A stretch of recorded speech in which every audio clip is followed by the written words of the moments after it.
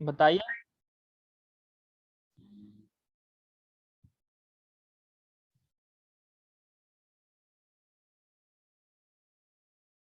जी आवाज आ रही है?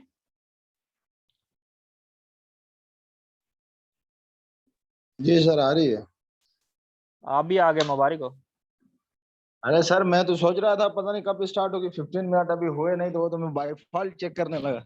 क्या मतलब 1:30 9:30 पे क्लास स्टार्ट हो गई थी? सर वो आपने एक मैसेज किया, उसके बाद क्लास का कोई मैसेज नहीं आया था ना।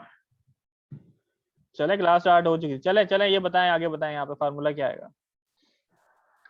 यहाँ पे ये था steady state current with some safety factor of not starting, और यहाँ हमारे पास था minimum short circuit current of ensuring that the current should start. यानी कि हमने ये चीज इंश्योर करनी है कि अगर हमारे पास स्टडी स्टेट करंट है तो उसके ऊपर ब्रेकर्स जो है वो ट्रिप ना करें, और हमने यहाँ पे इंश्योर करना है कि अगर हमारा at least minimum short circuit current अगर आएगा सिस्टम में तो उस पर वो डिटेक्ट करे और इंटरसेप्ट करे। तो हमने यह मिनिमम शॉर्ट सर्किट करंट यहाँ पे कैलकुलेट कर लिया है। तो अब हम सिंपल एक एग्जांपल ले लेते हैं यहाँ पे, ठीक है। यहाँ पे क्या डिसाइड किया था हमने कि setting of the protection relay for the incoming fielder, यानी कि हम इन रिलेज की सेटिंग्स हम उसको सेट कर रहे हैं। ओके, तो यहाँ पे जो मेन इंपॉर्टेंट पॉइंट है that is the fault at these locations. Obviously दोनों सिमेट्रिकल हैं, दोनों सिस्टम जो स्ट्रक्चर उनका सेम है, तो जो सेटिंग यहाँ पे होगी वही सेटिंग आपके पास यहाँ पे आ जाएगी। और जो जोन सिलेक्टिविटी है वो हम इंश्योर करेंगे थ्रू दिस कम्युनिकेशन केबल, ठीक है। इसके अलावा हमने कोऑर्डिनेशन का भी देखना है इन दोनों के दरमियान। यानी यहाँ पे अगर मोटर्स लगी हुई है, इक्विवेलेंट मोटर मैंने यहाँ पे लिख दी है, यहाँ पे मोटर लगी तो उनके फ्यूज और रिले के मुताबिक कोऑर्डिनेशन भी हमने इंश्योर करवानी है। तो आइडियली मैंने जो पिछली क्लास में मेथड बताया था, हमने क्या कहते हैं, जो जो ट्रांसफार्मर्स का जो रेटेड कैपेसिटी होती है उसकी half would be at this point and half would be at this location, क्योंकि इन केस अगर ये आउट ऑफ सर्विस होता है तो ये ब्रेकर क्लोज करने के बाद हम पूरे पूरे सिस्टम को एनर्जाइज कर सकते हैं यूजिंग दिस सिस्टम। तो ये 50% कैपेसिटी के ऊपर जो स्टडी स्टेट कैपेसिटी है ट्रांसफार्मर की, उसके ऊपर ये डिजाइन किया हुआ होता है, ठीक है। तो यहाँ पे जो मैक्सिमम पावर यहाँ मोटर की मैंने लिख दी 0.5 times rated power of the transformer, and here is also 5.5 times, यानी 50% इसकी पावर के ऊपर है, ठीक है। ये कंडीशन हमारे पास आ गई। जी यहाँ तक बात क्लियर है?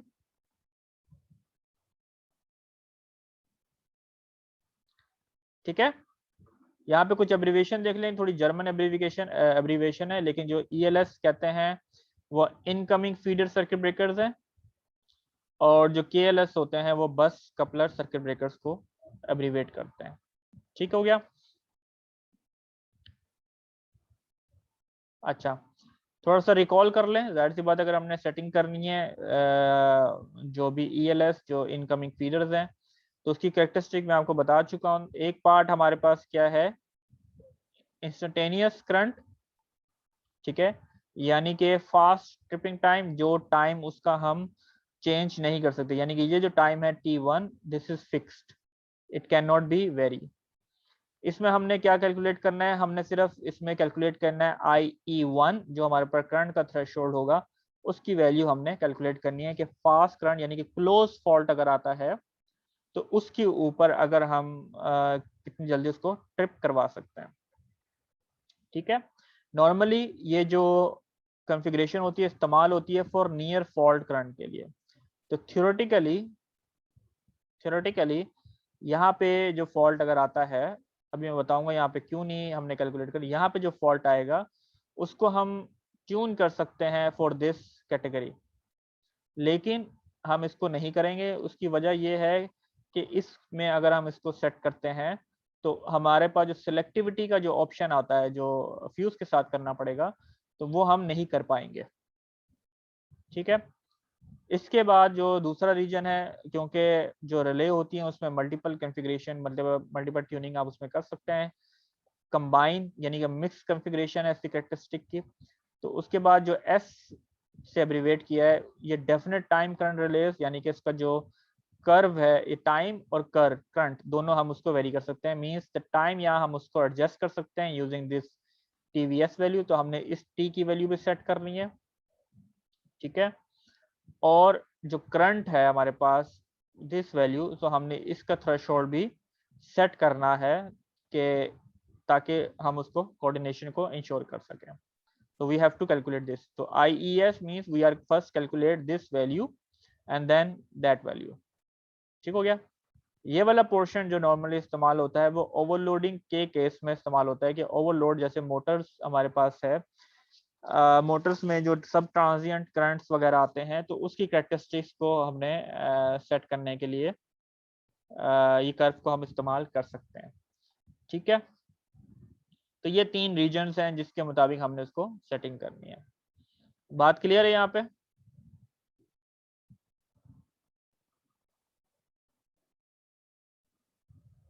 जी,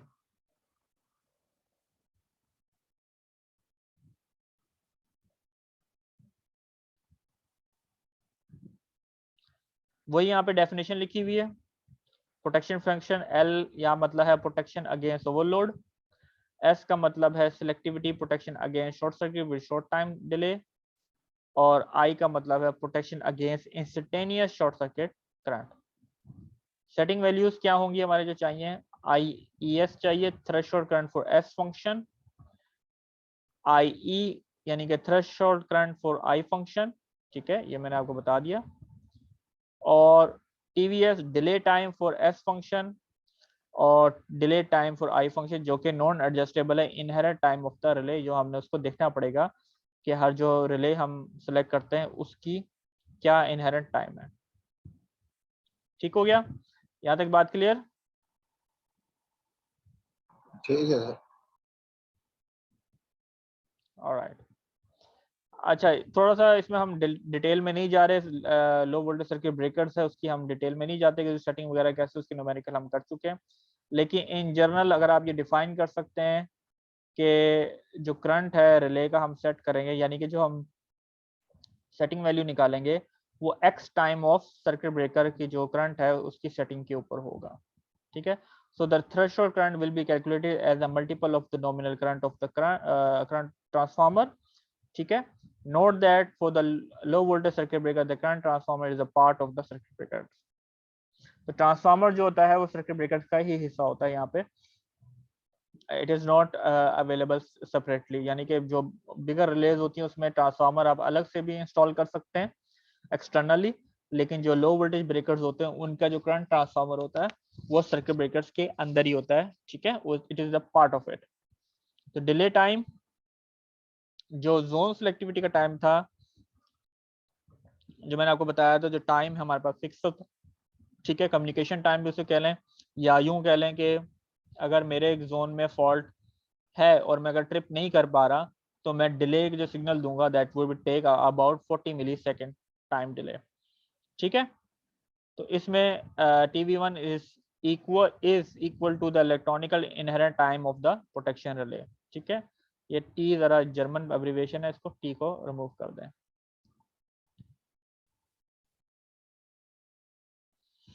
now we calculate the threshold value of IES, जो मैंने फार्मूला आपको बताया। देन IES या प्रिंसिपल जो बताया उसमें क्या हमारे पास प्रिंसिपल है, maximum operating current, study state current, considering the motor startup and the safety factors of not starting and starting the one. Most commonly I already discussed, we will take 1.3, यानी कि 30% हम इसमें जो मार्जिन जो है वो रखते हैं। तो जो मैक्सिमम करंट जो है स्टडी स्टेट करंट वो अकर होगा एट द ट्रांसफर प्रोसीजर, यानी कि जब लोड शिफ्ट होगा फ्रॉम वन सेशन से अनदर सेशन के ऊपर, जैसे लास्ट क्लास में हमने उसको देखा था।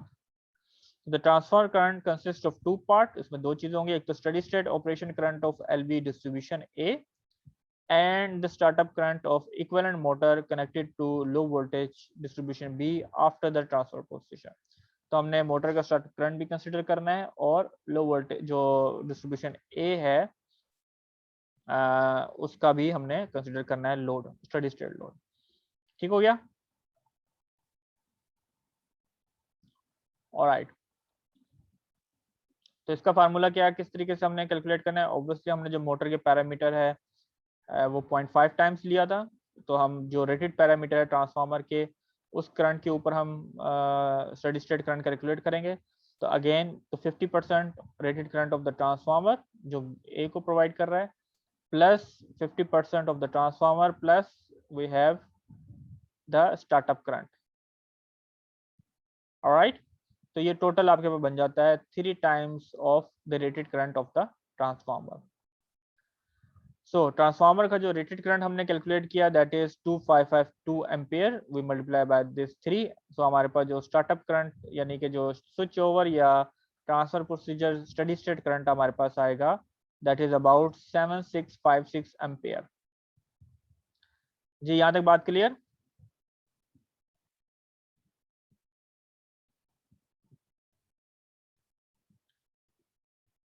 जी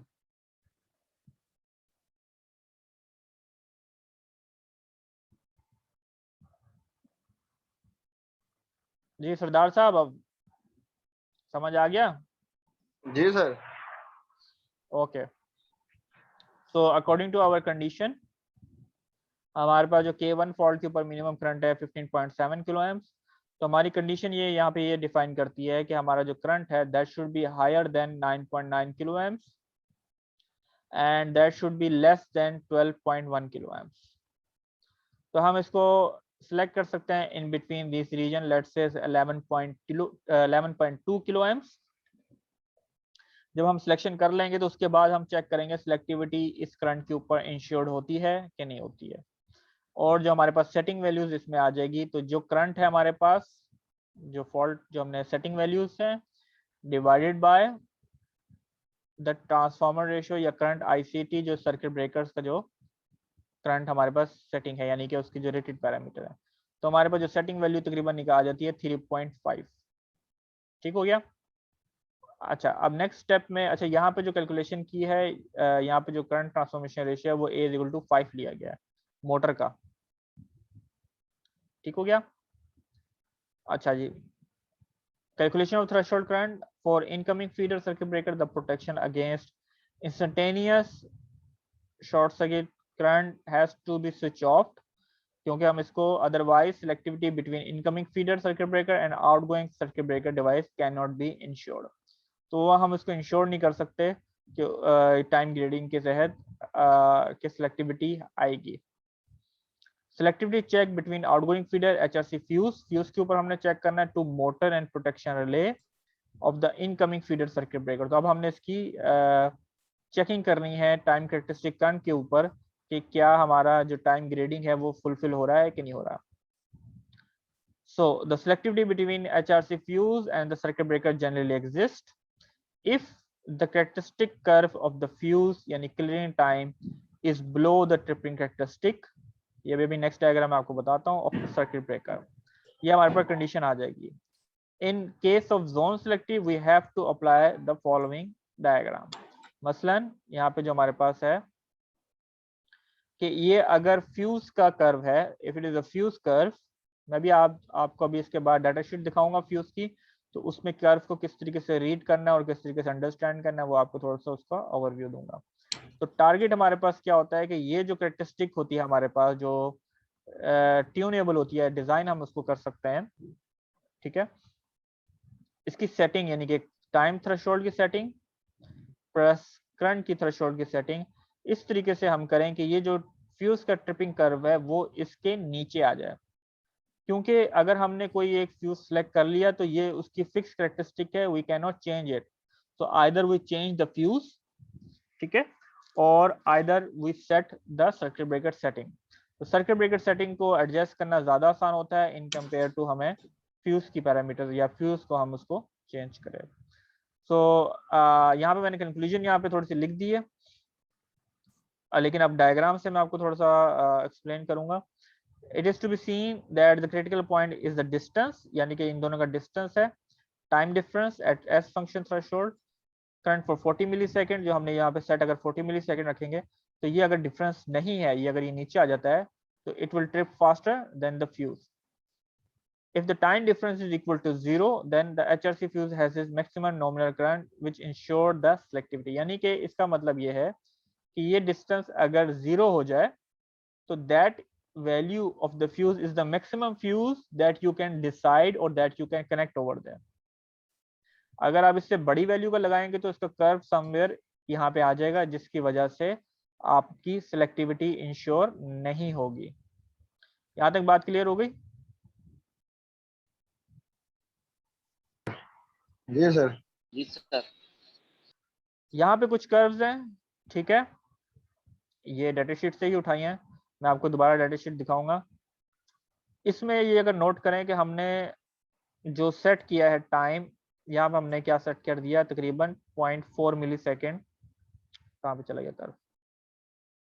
ये वजह कर्व है, तकरीबन 0.4 मिली सेकेंड आपके पास टाइम है, और आपने जो करंट सेट किया है वो तकरीबन 11.2 के है। ये जो स्केल होता है ये स्केल एल्गोरिथमिक स्केल है, ठीक है, ये 10 किलो, 100 किलो और ये 10,000 के, ठीक है, तो एल्गोरिथमिक स्केल है। And here we also have the time. तो यहाँ पे करंट आपके पास आ रहा है 11.2 किलो एम्स। अगर आप यहाँ पे नोट डाउन करें कि सिलेक्टिविटी किस किस फ्यूज के ऊपर आ रही, ये वाला कर्व है 1000 एम्पेयर फ्यूज का, ये वाला कर्व है 630 एम्पेयर फ्यूज का, and that is your 400 ampere and then so on. हमारे पास दो फ्यूजेस थे, कौन कौन से फ्यूज थे? एक तो 125 curve would be somewhere here, और एक हमारे पास 630 का था। तो इस कॉन्फ़िगरेशन के ऊपर हम देख सकते हैं कि हमारा जो फ्यूज है 125 पे तो सिलेक्टिविटी आ रही है, लेकिन 630 के ऊपर सिलेक्टिविटी नहीं आ रही। यानी कि जो मैक्सिमम फ्यूज जो हम इंस्टॉल कर सकते हैं अपनी अपस्ट्रीम की वजह से वो है अबाउट 400 एम्पेयर फ्यूज। ठीक हो गया? बात क्लियर है? इसी तरीके से ये अनदर कर्व उसी का, इसमें ये है कि हमारे पास जो 125 है इसका और इसका गैप बहुत दूर है, ठीक है, so we have a lot, curve काफी नीचे है इस कर्व से। तो इसका मतलब ये है कि हमारे पास सिलेक्टिविटी इंश्योर हो रही है, जो इनकमिंग ब्रेकर रिले है या, ठीक है, सर्किट ब्रेकर्स है, उसकी with respect to the fuse of 125 ampere. जी बताइए।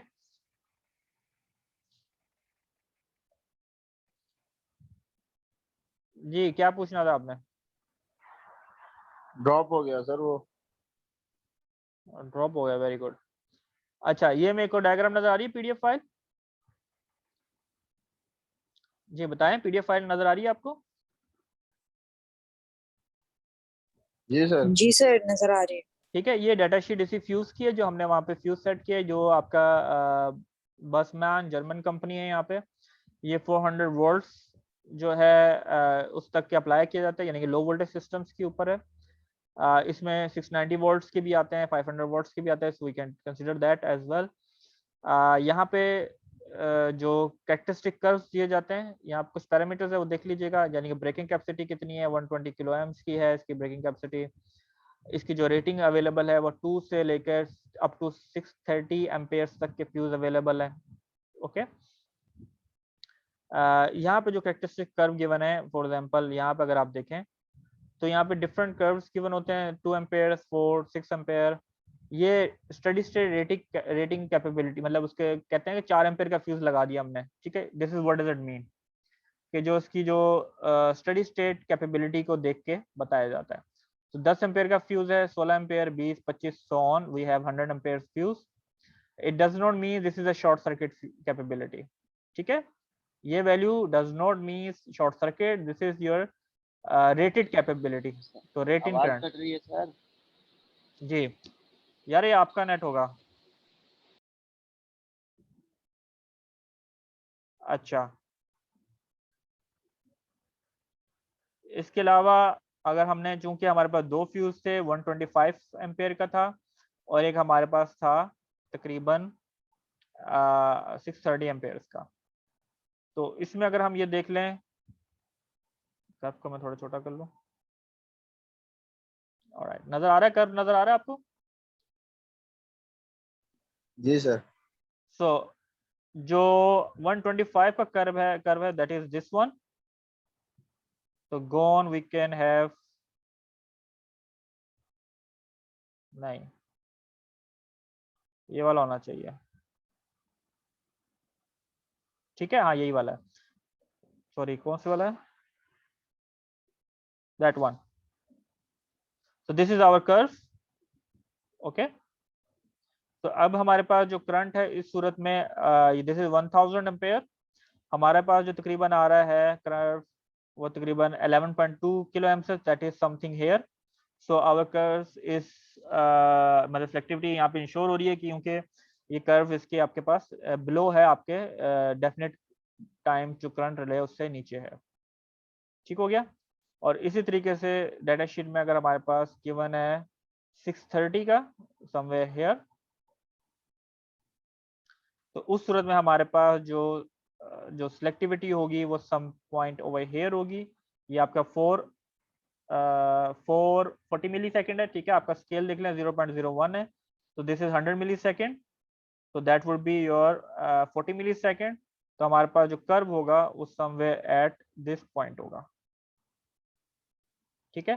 तो अगर हम ये देखते हैं 630 एम्पेयर का अगर हम फ्यूज लेंगे तो ये पहले ट्रिप कर जाएगा as compare to our relay trip.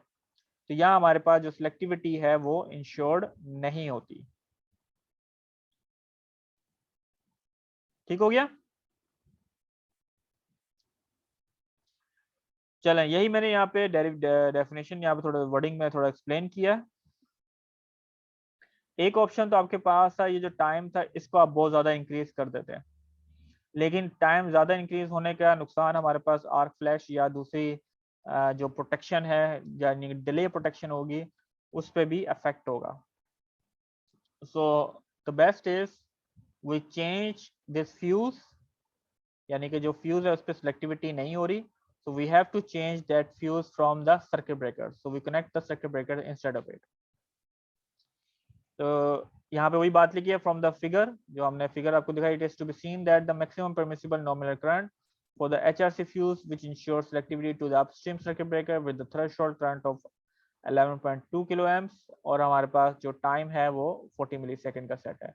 तो अप टू 400 एम्पेयर तक का जो फ्यूज है हम कनेक्ट कर सकते हैं, तो 630 एम्पेयर हम इस्तेमाल नहीं कर सकते, तो 125 पे हमारे पास सिलेक्टिविटी इंश्योर्ड हो जाती है 11.2 किलो एम्प्स के ऊपर,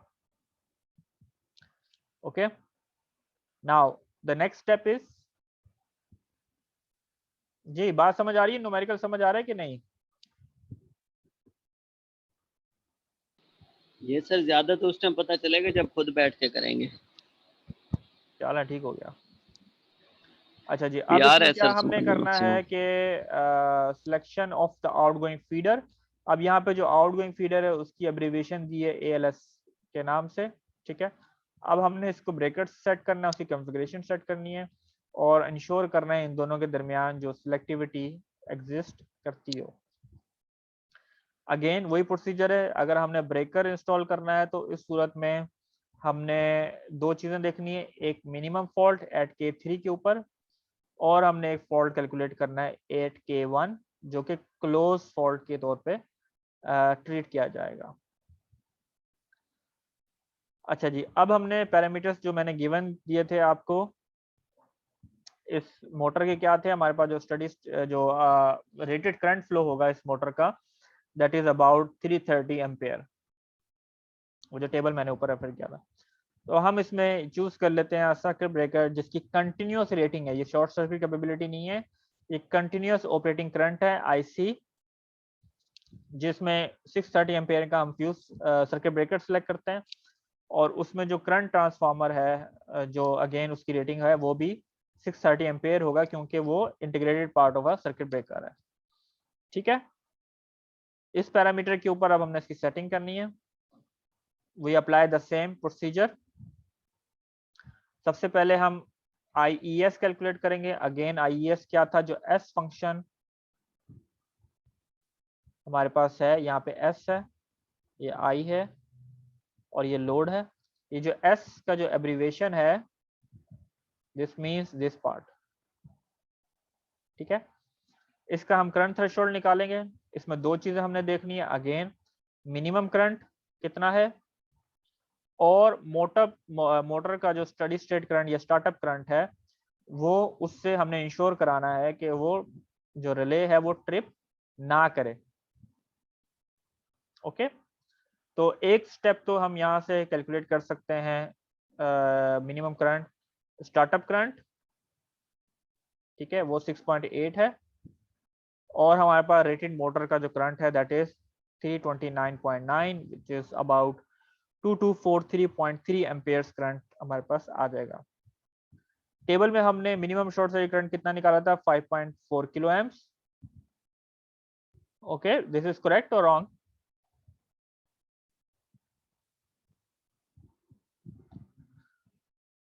जी, हमारे पास जो मिनिमम शॉर्ट सर्किट करंट था वो 5.4 के का है, सेफ्टी फैक्टर हमारे पास 1.3 अगेन, तो हमारे पास रेंज जो आ जाती है that is about 2.9 kilo amps with respect to 4.2 kilo amps, यानी कि इसके दरमियान हमने इसकी सेटिंग करनी है। सिलेक्ट हम कर लेते हैं in between range that is about 3.6 के एम्प्स, तो हम कोई भी रेंज ले सकते हैं। तो हमारे पास थ्योरेटिकल जो सेटिंग आ जाती है सर्किट ब्रेकर की वो 5.71 है, तो 71 तो हो नहीं सकता, तो 5.7 हम ले लेते हैं एडजस्ट, क्योंकि इंटीजर नंबर पे यानी कि डिस्क्रीट लेवल पे होगा, इतनी प्रिसिशन नहीं होती, तो 5.71 होगा, तो IES की वैल्यू हो जाएगी 3591 एम्पेयर, यानी 3.6 किलो से चेंज होके 3.591 किलो एम्प्स तक हो जाएगी, यानी कि 3591 एम्पेयर। ओके, अच्छा, अब हमने एक और चीज इसको इंश्योर करवानी है, वो क्या कि हमारे पास जो सब ट्रांजिएंट मोटर स्टार्टिंग करंट होता है, कि मोटर जब स्टार्ट होती है तो इनिशियली मोटर थोड़ा सा स्टार्टअप करंट आएगा and then it's decay out, तो इसका जो पीक टाइम है, क्योंकि जो मोटर होती है उसका बिहेवियर सेम होता है जैसे सिंक्रोनस मशीन का है, मैंने आपको बताया था जब स्टार्टअप करंट आएगा या तो उसमें आपके ट्रांजिएंट्स भी आती हैं, हायर करंट फ्लो होगा, तो हमने इंश्योर करना है कि इस पीक टाइम के ऊपर जो हमारी रिले है वो ट्रिप ना करे। तो उस सूरत में जो हमारे पास फार्मूला होगा, जो थ्रेशोल्ड वैल्यू है IES की value should be greater than this factor, ठीक है। सो IM सब transient starting current of the motor that is the peak value of the starting current, तो उसमें हमारे पास जो फार्मूला है IM कैलकुलेट करने का वो वही है जो अभी IEC स्टैंडर्ड के तहत मैंने आपको फार्मूला करवाया था, लेकिन यहाँ पे शॉर्ट सर्किट करंट के बजाय हम करंट को चूज करेंगे जो आपका स्टडी स्टेट करंट होगा, ठीक है, considering the motor startup current, and then we have a kappa and then we have a square root 2 for that. तो जो स्टडी स्टेट करंट है हमारे पास वो rated current of the transformer plus the startup current, kappa factor यहाँ पे तकरीबन 1.8 लिया हुआ है, ओके, और स्क्वायर रूट 2 के साथ मल्टीप्लाई कर दें तो आपके पास जो स्टैंडर्ड के तहत फार्मूला आ जाता है वो 5693.5 है। जी, यहाँ तक बात क्लियर? जी सर। अच्छा, अब हमारी कंडीशन चेक करनी है, this is the condition check. Condition check इस तरीके से हो रही है कि हमारा जो सब ट्रांजिएंट करंट है जो मोटर का that should be lower than that, लेकिन हमारी जो रिक्वायरमेंट है फुलफिल नहीं हो रही, यानी कि ये 5.3 किलो एम्प्स यहाँ पे आ रहा है, तो अगर हमारी सेटिंग है 3.6 किलो एम्प्स तो वो रिक्वायरमेंट फुलफिल नहीं हो रही। अगर हम टाइम डिले नहीं रखेंगे तो उस सूरत में हमारा जो रिले है वो आपके स्टडी स्टेट वैल्यू के ऊपर ट्रिप कर जाएगी, यानी कि ये मैंने आपको शायद पिछली क्लास में डिस्कस किया था कि यहाँ पे हमारे पास जो शॉर्ट सर्किट करंट है उसकी वैल्यू कम है compare to the steady state value या sub transient value of the steady state. तो अब हमने क्वेश्चन यहाँ पे ये है कि हम इसको कैसे इंश्योर करेंगे, क्योंकि ये 5.3 किलो एम्स है, तो अगर हम यहाँ पे देखें तो इसका जो शॉर्ट सर्किट लेवल है 4.2 किलो एम्स, ये इससे भी ज्यादा है, तो अगर हम थ्रेशोल्ड वैल्यू 6 रखने की कोशिश करते हैं तो हमारी ये वाली कंडीशन जो है वो वायलेट कर जाएगी। अदरवाइज जो मिनिमम शॉर्ट सर्किट करंट जो है वो ब्रेकर जो है वो ट्रिप नहीं कर पाएगा। So we will have some problem over here. ठीक है, यहाँ प्रॉब्लम समझ आ गई आपको?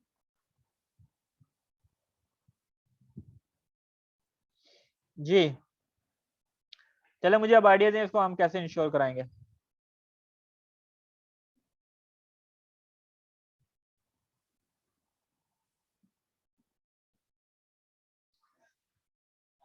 जी बताएं, आप क्या करें इस सूरत में?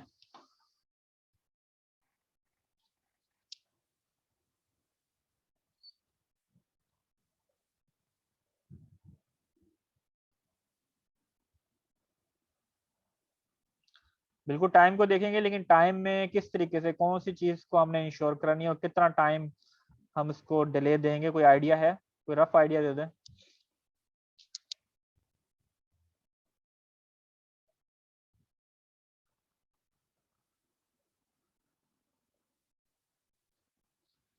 जी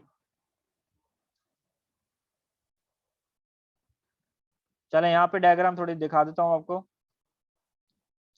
तो जब टिपिंग टाइम, जो हमने टाइम कैरेक्टरिस्टिक, ठीक है, हमने टाइम के लिहाज से उसकी सेटिंग करनी है, लेकिन हमें यहाँ पे थोड़ा सा ऑब्जर्व करना पड़ेगा कि जो हमारा जो मोटर का जो स्टार्टिंग करंट है उसके टाइम के लिहाज से वो किस तरीके से वो वेरी करता है। ओके, अच्छा, इसमें 3 रीजन होंगे। एक रीजन आपके पास है पीक पीरियड, ठीक है, वो शॉर्ट पीरियड ऑफ टाइम के लिए आता है, समथिंग लाइक दिस।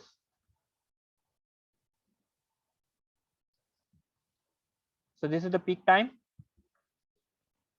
वो तकरीबन हाफ जो साइकिल है उस तक होगा। अगर 50 हर्ट्ज है तो हमारा हाफ साइकिल तकरीबन कितना बन जाता है, 20 मिली सेकेंड है। लेकिन सेफ्टी के लिए हम जो इनिशियल के जो शुरू की 2-3 साइकिल्स हैं, यानी कि हमारे पास 20 मिली सेकेंड मल्टीप्लाई 3 साइकिल्स, यानी कि 3 साइकिल तक का जो पीरियड है हमारे पास, 3 साइकिल का जो टाइम पीरियड है हमारे पास, उसमें हम उसको बाईपास कराएंगे। ठीक है, फिर उसके बाद एक स्टार्टअप पीरियड होता है, जो यानी कि स्टार्टअप पीरियड काफी थोड़ा सा लॉन्गर होता है, कि स्टार्टअप करंट जो डिके करेगा जो पीक टाइम से, सब ट्रांजिएंट टाइम खत्म हो जाएगा, फिर उसके बाद ट्रांजिएंट टाइम आएगा और फिर उसका स्टडी स्टेट टाइम आएगा। तो steady state time of startup current, ठीक है, तो वो जो पीरियड है वो 60 मिली से अप टू 5 सेकंड तक होता है, और 5 सेकंड के बाद आपका जो स्टार्टअप करंट है वो डिके कर जाएगा, ठीक है, जो आपका रेटेड करंट के ऊपर आ जाता है। यहाँ पे नोट डाउन करें, ये तमाम वैल्यूज जो है वो मैंने पीक के ऊपर वो रिप्रेजेंट की हैं। ठीक है, अच्छा, ये जो पीक है वो स्टार्टअप करंट की पीक है, और ये हमारे पास कापा का रीजन जो सब ट्रांजिएंट की पीक है। इन दोनों टी पीक से आप उसको कंफ्यूज मत कीजिएगा। तो this is the peak for the sub transient part, और दिस इज मोर और less the steady state part of the startup current, या इसको ट्रांजिएंट पार्ट का आप इसको टाइम कह सकते हैं। नॉर्मली ये स्टडी स्टेट पार्ट होता है हायर करंट का। तो जो ट्रांजिएंट टाइम है वो हमारा अप्रोक्सीमेट 60 मिली सेकेंड, हम उसको इग्नोर कर सकते हैं। यानी कि अगर हम करंट की वैल्यू 3.6 सेट करें प्लस टाइम अगर 60 मिली सेकेंड होगा, तो उस सूरत में हमारे पास ये ट्रांजिएंट में इसमें ट्रिप नहीं करेगी, डिटेक्ट करेगी लेकिन ट्रिप नहीं करेगी। तो यहाँ पे इसके कुछ प्रिंसिपल्स मैंने यहाँ पे डिफाइन कर दिए हैं, यानी कि the starting excitation of the protection relay at sub transient motor starting current will be tolerable. तो यहाँ हम इसको इग्नोर कर देंगे। The tripping of the circuit breaker must be delay until the starting excitation, यानी कि starting of the assign relay will be release, यानी कि एक्साइटेशन का जो पार्ट है, यानी कि ये वाला पार्ट, ये बाईपास हो जाए। For interrupting short circuit at the beginning of the cable, यानी फॉल्ट लोकेशन है, वो यूज IS फंक्शन। यानी कि अब हमारे पास यहाँ पे इशू ये भी हो रहा है कि जो एस फंक्शन जो है अगर इस्तेमाल करेंगे, बता देता हूँ, कर्व है आपके पास, जो एस फंक्शन है ये अप्लाई होगा फॉर K3, ठीक है, और जो IE फंक्शन होगा वो होगा K1 के ऊपर। अब देखिए यही एक वजह थी जिसकी वजह से मैंने आपको कहा था कि यहाँ पे हम EI जो फंक्शन है, जो इंस्टेंटेनियस फंक्शन है, उसको हम इस्तेमाल नहीं करेंगे। उसकी वजह क्या है कि वो ये कि इसके साथ वो ट्यून नहीं हो पाएगा, क्योंकि यहाँ पे अगर फॉल्ट आएगा तो ये दोनों एक साथ इंटरप्ट हो सकते हैं। ठीक है, तो to ensure the selectivity over here we disable IE function over there, but we enable EI function जो है हमारे पास, जो इंस्टेंटेनियस करंट का फंक्शन है, हम उसको यहाँ पे इनेबल कर लेंगे। ठीक हो गया।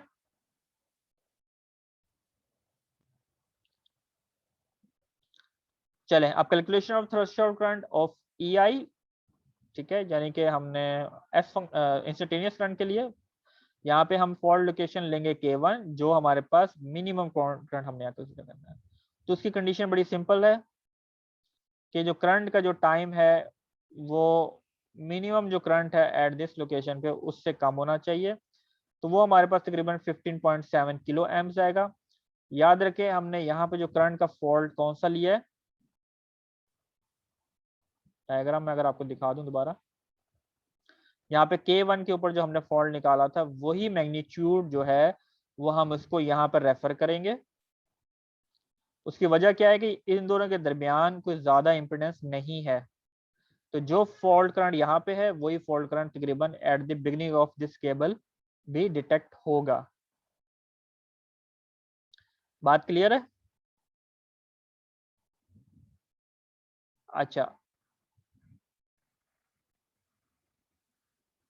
अच्छा दूसरा हमारे पास क्या फॉर्मूला है, यहाँ पे 15.7 किलो एम्प्स था, उसका सेफ्टी फैक्टर 1.3 हमने ले लिया, तो हमारे पास जो IE की वैल्यू होगी that should be less then 10.1 kilo amps.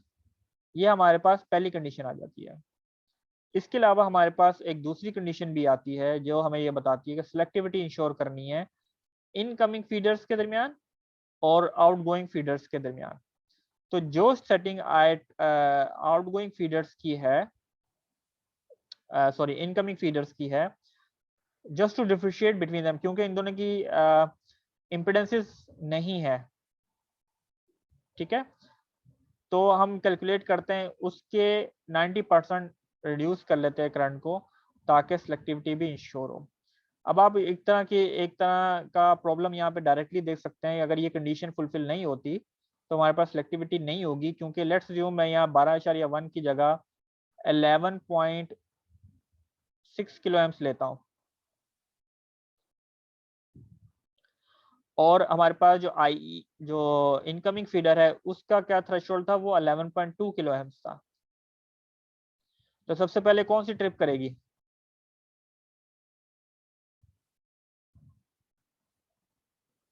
11.2 trip कर जाएगी। ठीक है, इसका थ्रेशोल्ड पहले आ जाएगा। अच्छा, दूसरा एक तो इन दोनों में मार्जिन भी नहीं है। अगर दोनों में अगर हम इंस्टेंटेनियस करते हैं, फॉर एग्जांपल मैंने यहाँ पे IES किया था, अगर ये मैं IE पे कर देता तो ये दोनों तकरीबन ऑलमोस्ट सेम टाइम पे ट्रिप कर जाते। और अदर वे अराउंड अगर हमारे पास ये सिर्फ एक कंडीशन है तो मेरे पास ऑप्शन है यहाँ पे 12 की जगह मैं 10 भी कर सकता हूँ या 9 भी कर सकता हूँ। ठीक है, इसका मतलब ये है कि जो अगर फॉल्ट, हेलो बात समझ आ रही है आपको कि नहीं आ रही है? यहाँ पे कंफ्यूज तो नहीं हो रहे? सर जो आपने लास्ट पॉइंट कहा है ना वो एक्सप्लेन कर दें फिर से। मैं यहाँ पे दो कंडीशंस बता रहा हूँ कि एक कंडीशन तो हमारे पास मिनिमम शॉर्ट सर्किट करंट के ऊपर है कि हमारा थ्रेशोल्ड जो है 10.1 किलो एम्प से कम का आना चाहिए। ठीक है, इसके बाद इसको हमने एक और वेरी पैरामीटर से कंपेयर करना है सिलेक्टिविटी इंश्योर कराने के लिए कि हमारे पास जो ES है, जो इनकमिंग फीडर है, उससे भी अमाउंट थोड़ा सा कम सिलेक्ट हो ताकि हम जल्दी इंटरसेप्ट करके इसको ट्रिप करें। इसकी बेहतरीन एग्जांपल ये है कि टाइम करंट कैरेक्टरिस्टिक हम इसको ड्रॉ कर लेते हैं। हेलो, आवाज आ रही है? अच्छा जी सर जी सर आ रही है। For example